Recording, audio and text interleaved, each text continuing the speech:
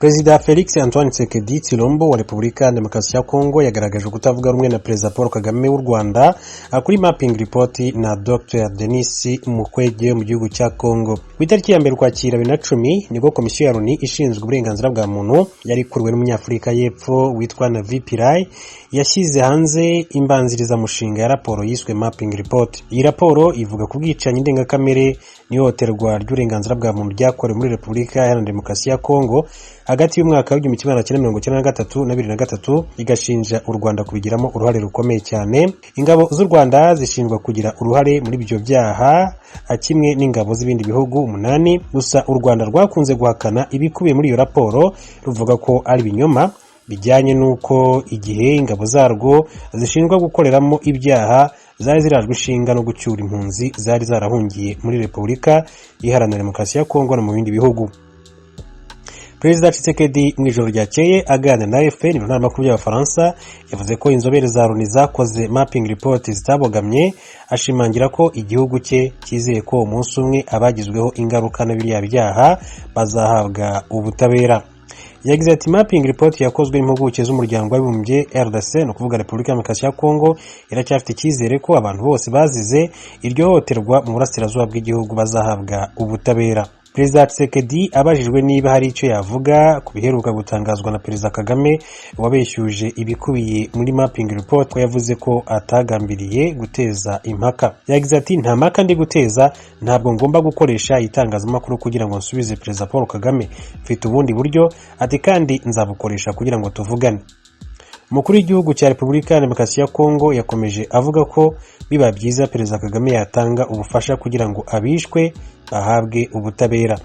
Yagize ati ku bwanjye rwose byaba ari ibintu byiza Perezida Paul Kagame abashije gufasha ngo ibyo bibe, ati kuko kugeza ubu nta muntu urahamwa n'ibyo iyo raporo ivuga. Ati rero birakwiye ko habaho kwemera ubucamanza, ati kuko abo Kagame cyangwa se Perezida w'u Rwanda Paul Kagame avuga ko ari abere, urukiko nibwo rwabagira abere. Perezida Tshisekedi wa Repubulika ya Demokarasi ya Kongo yunzemo agira ati ndashaka ko amahoro n'umutekano biganza mu burasirazuba bwa Repubulika Iharanira Demokarasi ya Kongo, ati bizasaba rero ubutabera kugira ngo hamenyekane abanyabyaha. Perezida Kagame mu kiganiro aheruka kugirana na France 24 ndetse na RFI Radio mpuzamahanga y'Abafaransa yari yavuze ko ibirego bishinja ingabo z'u Rwanda kugira uruhare mu byaha byakorewe mu burasirazuba bwa Repubulika Iharanira Demokarasi ya Kongo nta shingiro bifite, ati kuko mapping report yabikwirakwije idafututse ubwayo ndetse yagiweho impaka inshuro nyinshi cyane. Yagize ati nkuko ubizi mapping report yagiyeho impaka cyane, ati kandi yamaganwa n'abantu bo muri Repubulika ya Demokarasi ya Kongo no mu bihugu by'ibituranyi, ati yavanzwe n'inyungu za politike cyane ku mpamvu zitoroshye, ati kandi zidasobanutse. Kuri igihugu yavuze ko Dr Denis Mukwege wakunze gushyira mu majwi ingabo za RDF cyangwa igisirikare cy'u Rwanda azishinja kugira uruhare mu bwicanyi ari umwe mu bikoresho byo gukwirakwiza ibyo bitekerezo, kuko ari umuntu ufite ijwi ryumvwa na benshi nyuma yo guhabwa igihembo cy'amahoro cyitiriwe Nobel. Yagize ati hari ibintu byakabirijwe cyane, ati birazanwa, ati ndatekereza ko Dr Denis Mukwege yagizwe igikoresho cy'abo bantu, ati tutabona, ati yahawe igihembo cya Nobel kugira ngo abwirwe ibyo yavuga bizagira ingaruka ku bitekerezo by'abantu, ariko iyo raporo ntiyumvikanyweho kandi yaramaganywe cyane. Perezida wa Repubulika y'u Rwanda Paul Kagame yakomeje asobanura ko nubwo mapping report ariyo yamenyekanye cyane, ariko hari n'izindi raporo zamaganye ibikubiyemo, ati bitandukanye rero n'ibyatangajwe na Perezida Kagame. Perezida Tshisekedi we asanga Dr Denis Mukwege ari ishema kuri Repubulika Iharanira Demokarasi ya Kongo, ati Dr Denis Mukwege ni ishema ry'igihugu, afite urukundo rwanjye rwose, ati kandi turashima akazi akorera abenegihugu. Ni ibyatangajwe na Perezida Felix Tshisekedi wa Repubulika Iharanira Demokarasi ya Kongo, bagaruka cyane cyane kuri mapping report yagiye ivugwaho kenshi cyane. Mu nkuru y'ikinyamakuru gihe akadomo.com cyandikira ku butaka bw'u Rwanda yasohoza ku itariki 21 Kanama 2020 hari ku isaha 11:41 ifite umutwe ugira uti umutego w'ikinyoma, ati byagenze bite ngo Dr Denis Mukwege avuge ko yatewe ubwoba na General Kabarebe.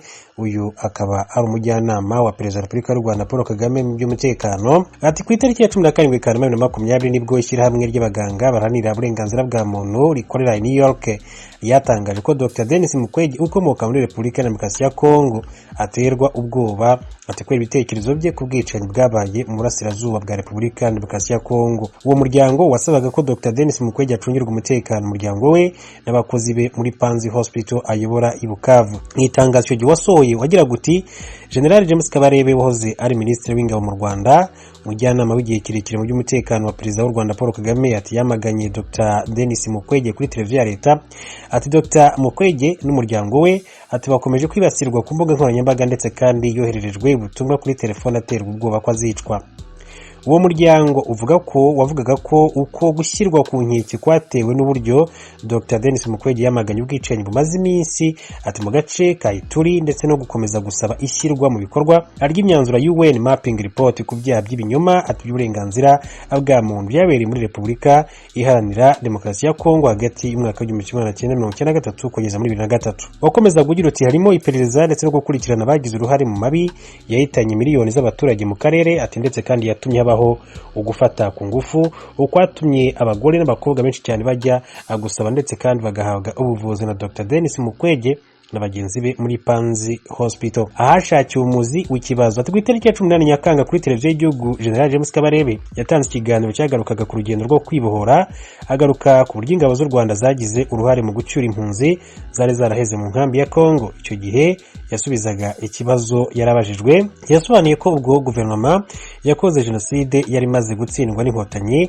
yahungiye muri Zaire ati hamwe na miliyoni z'abaturage ati bagenda bavanze n'abasirikare bahunganye ati imbunda zabo uko zakabaye ati maze rero bashinga inkambi hafi y'umupaka aho wahagararaga ugatera ibuye mu Rwanda. Ati nubwo abaturage bari impunzi ngo hari ababyungukiyemo nk'imiryango mpuzamahanga bumva ko ari ikiraka, ari amakiriro, ari bo batanga buri kintu cyose ati guhera ku mazi kugera kuri biswi ati bityo rero ntibifuzaga ko impunzi zataha.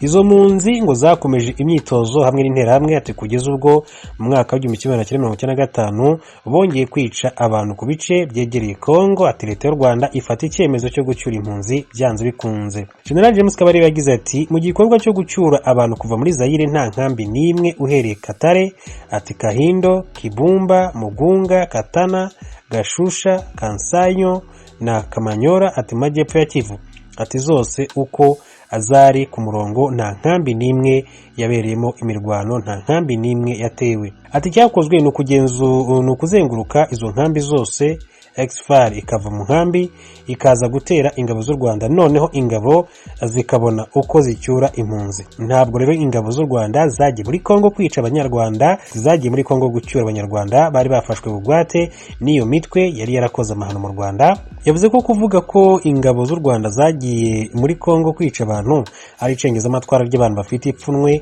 ari yuko batsinzwe urugamba ati ubu rero bakaba bagitsimbaraye kuri bya bitekerezo byabo. Yakomeje agira ati kuvuga ngo ingabo z'u Rwanda zagiye muri Kongo zica abantu ati ni propaganda izanwa n'abantu bafite ipfunwe ati hari abo batsinzwe urugamba ati no batsimbaraye kuri ibyo bitekerezo ati bamwe bari Burayi ati hari aho tujya twumva abitwa ba Dr Denis Mukwege ati w'umushi wo mu majyepfo ya Kivu ati nawe ukoreshwa n'iyo miryango yatsinzwe ati hari iyo miryango yari bifitemo inyungu ati nyinshi cyane ati z'imibereho ati baba bo ku bwabo ati bifuza ko impunzi miliyoni 3 zitava muri Kongo kuko nibwo buzima bwabo nicyo cyifuzo bari bafite. Ati rero nyuma yuko izi mpunzi zicyuwe abatarabyishimiye baciye inyuma bacurisha za raporo zisiga u Rwanda icyasha bavuga ko ingabo z'u Rwanda zishe impunzi nyinshi cyane muri Kongo ati zigera kuri miliyoni zigera kuri 6. Ati imwe muri izo raporo ni yamenyekanye nka Mapping Report ariyo Dr Denis Mukwege akomeje kugenda agarukaho. General Kabarebe yakomeje agira ati impunzi ati mu by'ukuri kuzibambura zigataha ubwo babigizemo ipfunwe ati nabo batangiye gukora iryo cengeza amatwara ati hari bihugu ati twarwanyije byari bishyigikiye jenoside yakorerwaga abatutsi umwaka w'1994 atabonabo ati rero bakwije iyo propaganda ndetse kandi bashyira nyandiko yiswe Congo Mapping Report bahora bakwirakwiza ngo hapfuye miliyoni zigera kuri 6 z'abantu muri Congo. Miliyoni 6 zapfa abantu ahantu ntihaboneke n'umurambo n'umwe. Ati miliyoni 6 ni abantu benshi, ati bapfa, ati mu by'ukuri bakazimira ntubone n'umuntu. Ati icyo cya mapping report gihoraho, ati iyo rero ni propaganda, ni nayo bakoresha mu gufata bugwate abana benshi cyane b'urubyiruko cyangwa se impunzi nyinshi ati kuri zikiri Brazzaville, Zambia, Malawi, Mozambique, Zimbabwe, Lesotho, ati muri Afurika yose, ati kuko badafite ikintu bahimba, ati ntabwo bafite uko baguma bafashe izo mpunzi bugwate, ati kuko ntibashaka kw'impunzi zibavaho. General Kabarebe kandi yatanze izindi ngero z'uburyo RDF itari kwica abasivili ngo nirangiza bamwe mu bo barwanaga muri Kongo bafite imiryango mu Rwanda yitabweho kimwe n'abandi baturage. Atanga urugero kuri General Murenzi wari ushinzwe iperereza muri FDLR, ubu ari mu ngabo z'u Rwanda, ariko icyo gihe abana be bishyurirwaga amashuri na leta kuko bari mu gihugu cy'u Rwanda. Ati waba se wica abanyarwanda muri Kongo ukarihirira abana babo amashuri hano? Ati ntabwo bishoboka. Ati ndi sura rero ya Dr. Denis Mukwege. Ati kuri bamwe Dr. Denis Mukwege afatwa nk'umuganga w'intwari wahawe igihembo cy'amahoro cyitiriwe Nobel muri 2018, uzwi mu kuvura ndetse no gutanga ubujyanama ku bagore n'abakobwa bahuye n'ibyago byo gufatwa ku ngufu mu burasirazuba bwa Kongo bumaze imyaka myinshi cyane mu ntambara. Ati nyamara abandi babona uyu mugabo w'imyaka 65 nk'ugendera ku moko. Ati ndetse ibikorwa bye byose ati biherekezwa n'inyungu zikomeza politike. Ati mu minsi ishize Dr. Denis Mukwege yifashishije imbuga nkoranyambaga yakunze kuzamura cyane ya mapping report, asaba ko hajyaho urukiko rwihariye rwakurikirana ubwicanyi bwakorewe muri Kongo inshuro nyinshi cyane, agahoza mu kanwa igihugu cy'u Rwanda. Umwanditsi akaba n'umusesenguzi wa politike Gatete Nyiringabo Ruhumuriza yabwiye ikinyamakuru naherutse no gusohora kandi inyandiko agaragaza ko Dr. Denis Mukwege afite inyota